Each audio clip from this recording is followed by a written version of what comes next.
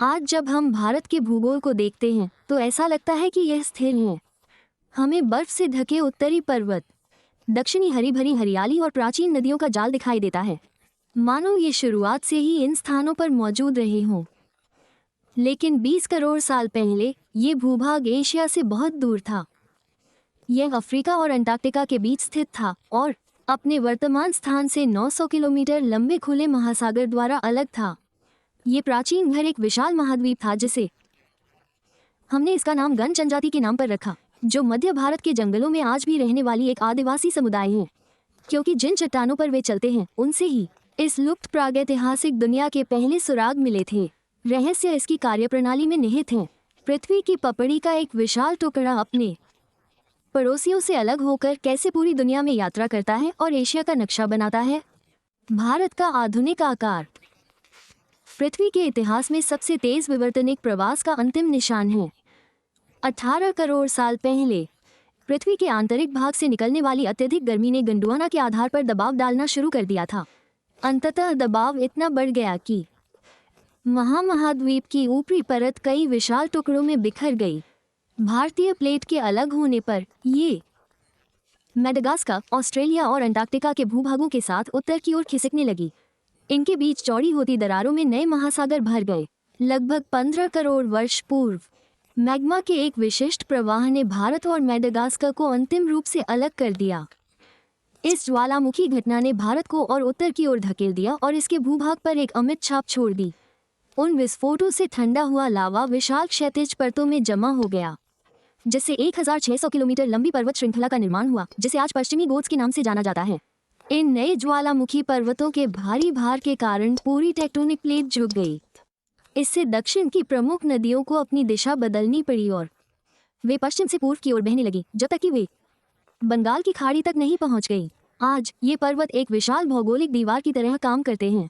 जब अरब सागर से ग्रीष्मकालीन मानसूनी हवाएं चलती हैं तो घोट्स हवा को ऊपर की ओर धकेलते हैं, उसे ठंडा करते हैं और उसे भारी बारिश में बदल देते हैं, जो इस क्षेत्र को जीवन प्रदान करती है।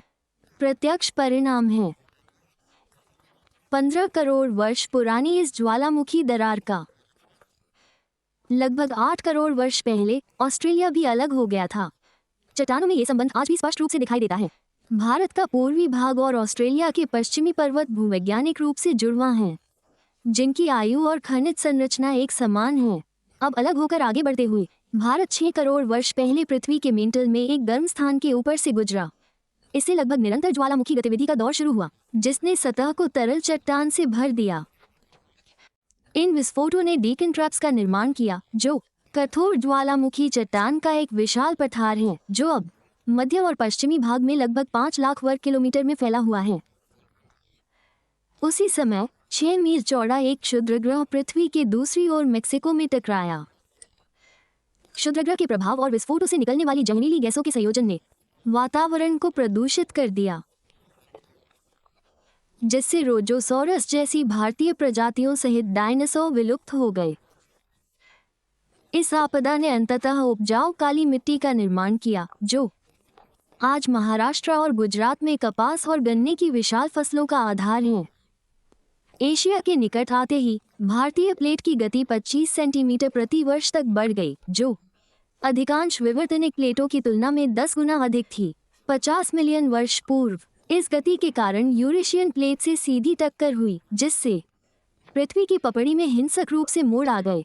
दबाव के कारण चट्टान ऊपर की ओर उठी, जिससे 2400 किलोमीटर लंबी हिमालय पर्वतमाला का निर्माण हुआ। ये चोटियां मूलतः एक महाद्वीप का मुड़ा हुआ किनारा हैं। अपनी विशाल ऊंचाई के कारण ये पर्वत नमी को सोख लेते हैं, जो विशाल हिमनदों में जम जाती है, जिससे ध्रुवीय क्षेत्रों के बाहर ताजे पानी का सबसे बड़ा भंडार बनता है। इस बर्फ के मौसमी पिघलने से गंगा, यमुना और ब्रह्मपुत्र जैसी बारहमासी नदी प्रणालियां पोषित होती हैं, जो जीवनदायी जल को मैदानों तक ले जाती हैं।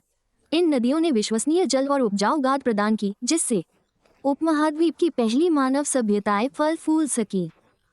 हम जो भी पर्वत श्रृंखला देखते हैं और जो भी पानी हम उपयोग करते हैं, वह 9000 किलोमीटर की उस यात्रा का मूर्त प्रमाण है जिसने दुनिया को नया आकार दिया।